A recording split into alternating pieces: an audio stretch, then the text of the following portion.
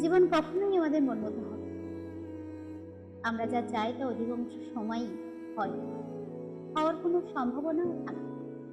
তবুও আমরা ভাবি, যদি এমন জীবন হতো, যদি মানুষটা থেকে যেত, তাহলে কি এমন ক্ষতি হতো?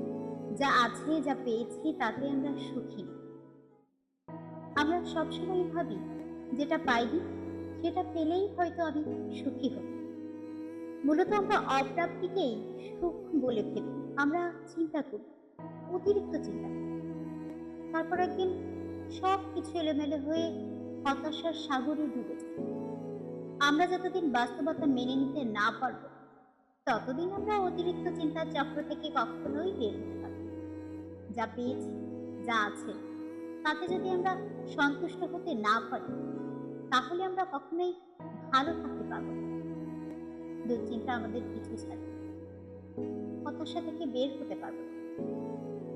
আপনি যদি ওভার থিঙ্কিং করা বন্ধ না করেন, তাহলে দেখবেন আপনার জীবন ক্রমশ এলোমেলো হয়ে যাবে, মানুষের থেকে দূরে সরে যাবে, আপনি একা হয়ে যাবেন।